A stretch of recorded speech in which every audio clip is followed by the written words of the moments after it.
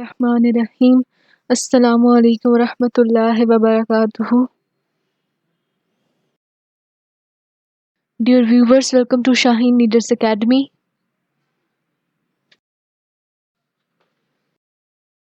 तो आज हम लोग पढ़ने जा रहे हैं mathematics test number 39।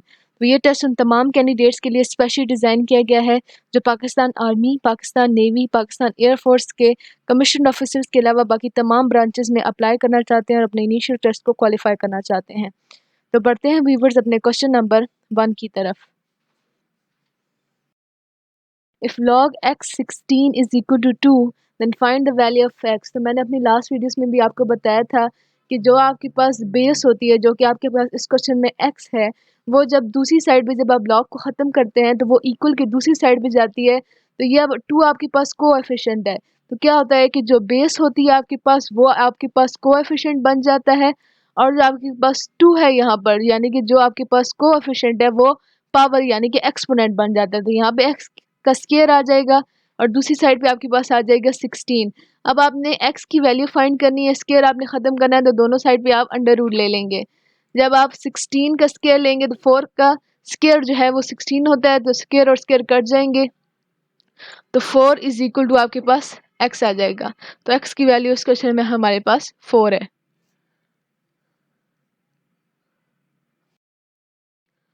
What is the characteristic of 0.000456?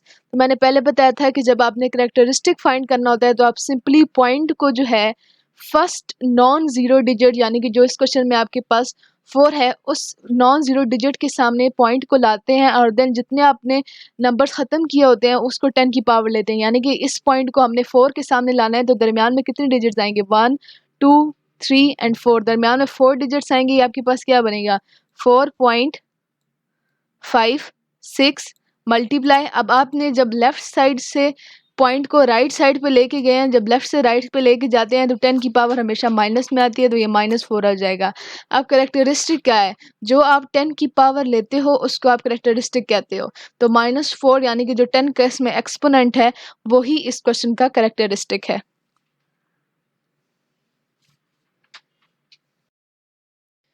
How many lines can pass through 2 different point? 2 different point से हमेशा जो है वो एक ही लाइन गुजर सकती है। मिसाल के तौर पर ये एक पॉइंट है और ये एक पॉइंट है, तो इनमें से आप एक ही लाइन जो है वो गुजर सकती है। अब इन 2 पॉइंट में से 2 लाइन्स तो गुजरने कोई भी इस तरह गुजरेगी, इस तरह गुजरेगी, लेकिन उनके जो 2 पॉइंट्स होंगे वो इन 2 पॉइंट्स के डिफरेंट होंगे। तो 2 डिफरेंट पॉइंट्स में से हमेशा एक ही लाइन गुजर सकती है।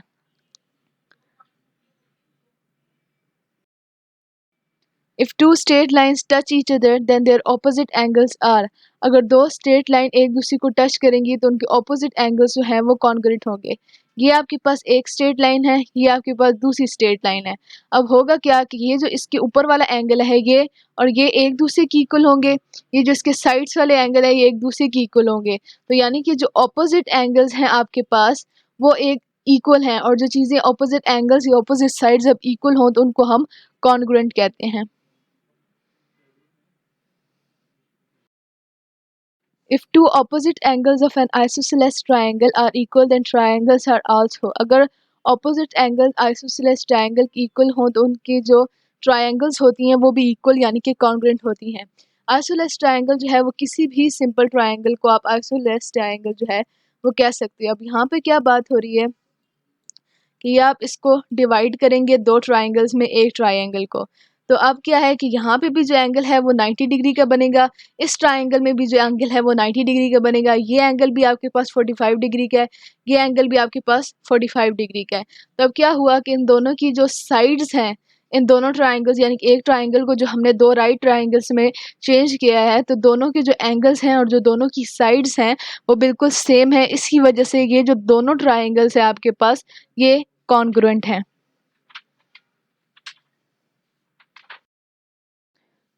To vectors will be equal if there are equal. 2 vectors कब इक्वल होंगे? जब उनकी लेंथ और डायरेक्शन जो है वो सेम होगी। मिसाल के तौर पर ये आपके पास एक वेक्टर है और ये आपके पास दूसरा वेक्टर है। अब क्या है, इन दोनों वेक्टर्स की जो डायरेक्शन है आपके पास वो भी सेम है और इनकी जो लेंथ है वो भी सेम है, तो ये दोनों वेक्टर्स जो हैं वो इक्वल हैं। लेकिन अगर मिसाल के तौर पर एक की डायरेक्शन जो है वो राइट साइड पे है, दूसरी की डायरेक्शन लेफ्ट साइड पे है, तो ये दोनों कभी भी इक्वल वेक्टर्स नहीं हो सकते। अगर कोई एक वेक्टर जो है वो छोटा है और दूसरा वेक्टर जो है बड़ा है, तब भी वो दो वेक्टर्स जो हैं वो इक्वल नहीं हो सकते। दो वेक्टर्स की इक्वल होने के लिए ज़रूरी है कि उनकी लेंथ और डायरेक्शन दोनों सेम हो। Two triangles will be congruent if their opposite dash are equal. दो triangles congruent होती हैं अगर उनके साइड या उनके एंगल्स जो हैं वो इक्वल हों।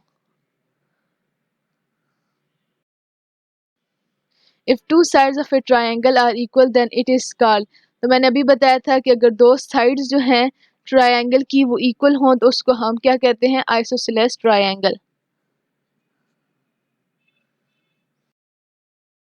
Cosecant theta is equal to, तो ये सिंपल है, मैथ्स में ये टर्म यूज होती है कि कोसेकेंट थीटा हमेशा जो है वो 1/sin थीटा के इक्वल होता है।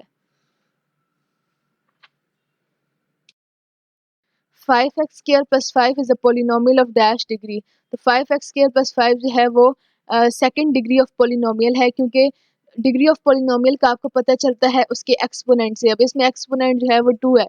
जो किसी भी इक्वेशन में जो सबसे बड़ा एक्सपोनेंट होता है वही उस पोलिनोमियल की डिग्री होती है। अब इस इक्वेशन में स्क्वायर जो है ना, यानी कि x का जो एक्सपोनेंट 2 है वही सबसे बड़ा आपके पास एक्सपोनेंट है, इसी वजह से जो आपके पास पोलिनोमियल ऑफ डिग्री है वो 2 है।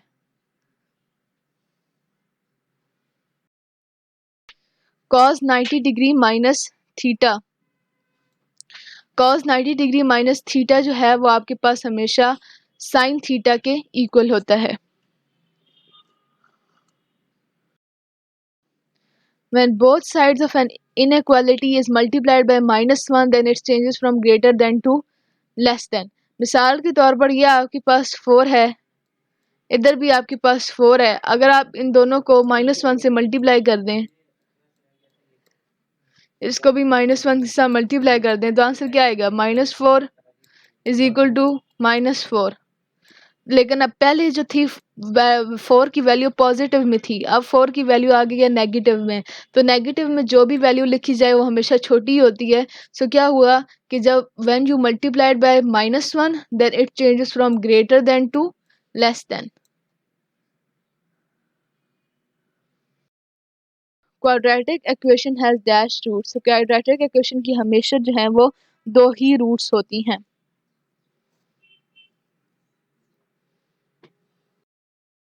If A is equal to 5, 6, 7, 8 then find the determinant of 8।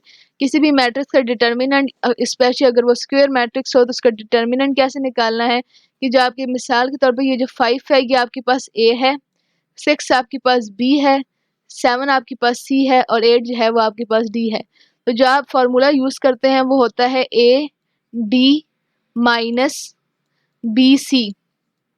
तो ए और डी को आपने मल्टीप्लाई करना है, यानी कि आप क्या करेंगे, जो फर्स्ट डायगोनल होता है आप उसको मल्टीप्लाई करेंगे, यानी कि 5 मल्टीप्लाई बाय 8 माइनस, और जो दूसरा डायगोनल है जो कि आपके पास 6 और 7 है उनको आप मल्टीप्लाई करेंगे। तो 8 को 5 से मल्टीप्लाई किया 40, 7 को 6 से मल्टीप्लाई किया तो 42। तो 40 माइनस 42 जब इसको सॉल्व करेंगे तो आपके पास डिटर्मिनेंट जो है वो सिंपली -2 आ जाएगा।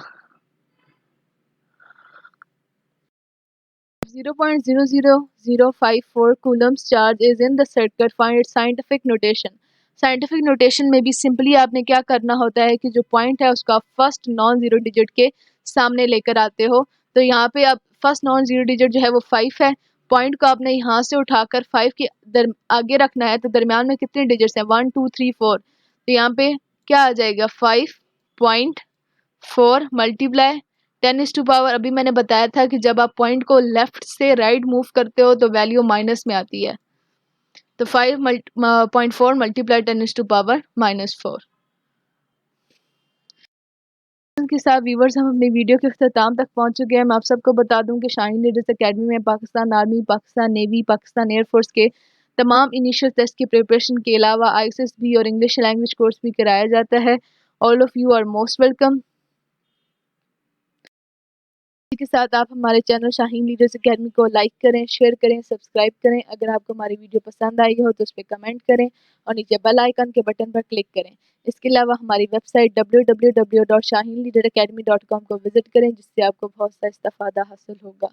पाकिस्तान आर्म्ड फोर्सेस जिंदाबाद, पाकिस्तान पाइंदाबाद। फ़ी अमान अल्लाह।